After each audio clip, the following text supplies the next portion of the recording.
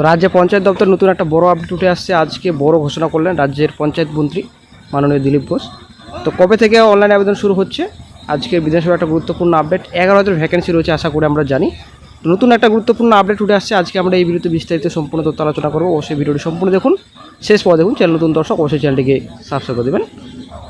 আশা করি আমরা জানি এতদিন পঞ্চায়েত দপ্তরে নিয়োগ হতো পঞ্চায়েত আইনের মাধ্যমে, ঠিক আছে। তো এবার থেকে পিএসসির হাতে তুলে দিতে চায় রাজ্য সরকার। তবে এটি স্বশাসিত সংস্থা, তাই তাদের হাতে নিয়োগ প্রক্রিয়ার ভার দিতে হলে আইন সংশোধন করা প্রয়োজন। মাননীয় পঞ্চায়েত মন্ত্রী দিলীপবাবু জানান, পশ্চিমবঙ্গে বিজেপি ক্ষমতায় আসার পর 1 লক্ষ কর্মসংস্থানে আশ্বাস দিয়েছিলেন।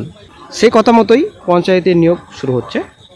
উল্লেখ্য, পঞ্চায়েতের অনেক কাজ যে আটকে আছে তা নিয়ে আগেই সরব হয়েছিলেন দিলীপবাবু। পৌরসভাগুলির মতো পঞ্চায়েতেও খাতায় কলমে এখনও তৃণমূলের দখলে। অনেক জায়গাতে অবশ্য বোর্ড ভেঙে দিয়েছে।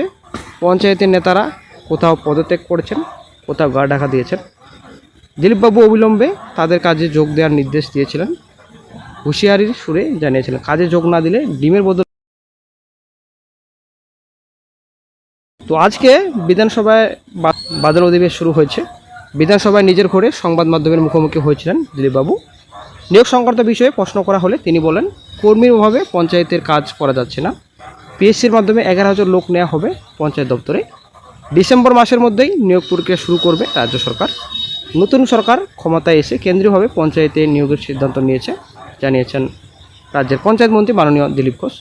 রাজ্যের পঞ্চায়েত দপ্তরে 11,000 কর্মচারী নিয়োগ করা হবে আগামী ডিসেম্বর মাসের মধ্যে। একটা গুরুত্বপূর্ণ আপডেট উঠে আসছে আজকে, কিন্তু এমনটাই জানালেন পঞ্চায়েত মন্ত্রী দিলীপ ঘোষ। তবে এবার নিয়োগ হবে ভিন্ন পদ্ধতিতে, পিএসসির মাধ্যমে নিয়োগ করা হবে। একটা গুরুত্বপূর্ণ আপডেট। এতদিন এই নিয়োগ করা হতো জেলা স্তর থেকে, এবার তা হবে কেন্দ্রীয়ভাবে।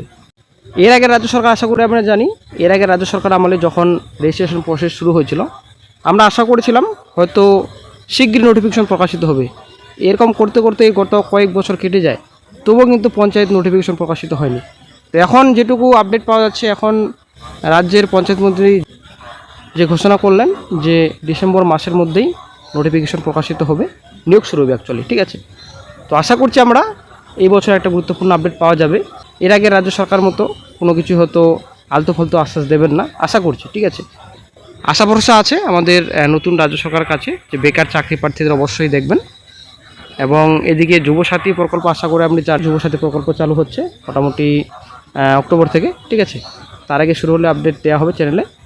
তো যুবকদের জন্য অবশ্যই কিছু করা উচিত, যুবক যুবতী সবার জন্য সব কিছু করা উচিত। কারণ বেকার ছাত্রছাত্রী আমরা, আমাদের কাজের দরকার, চাকরির দরকার, কর্মসংস্থান অবশ্যই রাজ্যে দরকার, শিল্প দরকার, ঠিক আছে। পড়াশোনা করে আমরা কি করব সেটা হচ্ছে বড় কথা। পড়াশোনা করে আমরা অবশ্যই শিক্ষিত হচ্ছি, তার সাথে সাথে অবশ্যই আমাদের কাজও প্রয়োজন, কর্মসংস্থান দরকার, নইলে আমরা কোথায় যাব, কী খাবো।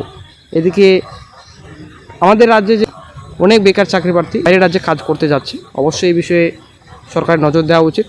রাজ্যে কর্মসংস্থান, শিল্প সব আনা উচিত। তো দেখা যাক কী আপডেট পাওয়া যায় ফিউচারে। তো নতুন আপডেট, ডিসেম্বরের মধ্যে নিয়োগ শুরু হচ্ছে পঞ্চায়েতে, একটা গুরুত্বপূর্ণ আপডেট।